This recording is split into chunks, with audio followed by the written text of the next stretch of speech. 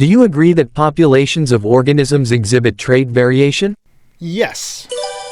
Do you agree that organisms inherit traits from their parents? Yes. Do you agree that trait variation will result in different rates of survival and reproduction? Yes.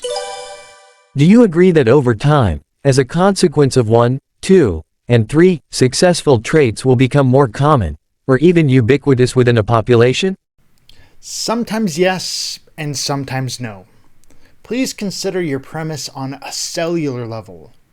Do you agree that if your premise was always true, that no creatures would ever die of cancer, and no creatures would ever die of old age? Old age and cancer happen when degenerate cells overpopulate until the host dies. No, that does not follow. It's like a dented bread pan. When the pan gets dented, all the bread produced has the same dent in it, and over time, that pan doesn't repair itself, but rather it just gets more and more dented and disfigured as time goes on. I think your premise also states that things like diabetes should be becoming less and less common, not more and more common. Do you agree that diabetes can be considered a genetic disorder? Yes, diabetes can be genetic. But diabetics don't have problems with insulin if their diet doesn't consist of refined flour and refined sugar. My grandpa was a diabetic, and there was a time or two when a can of soda saved his life.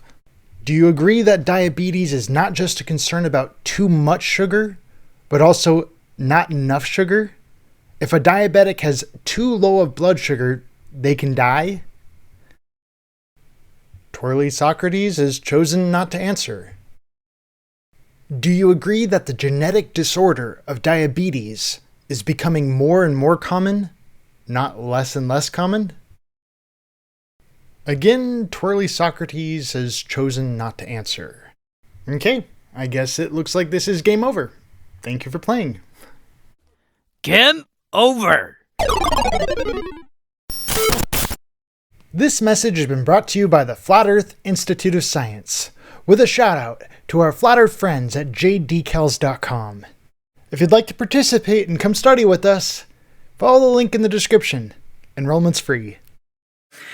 And this is why more and more scientists, even secular scientists, are starting to steer away from the standard Darwinian model.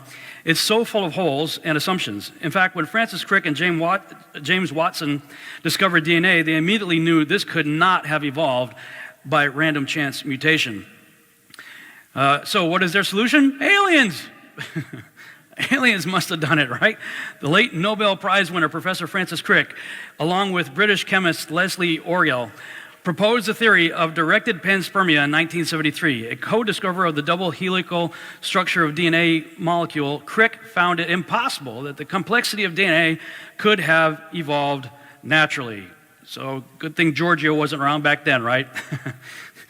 Panspermia, I don't know, therefore aliens. The idea of panspermia was born. The idea of ancient aliens must have seeded our world, kick-started evolution.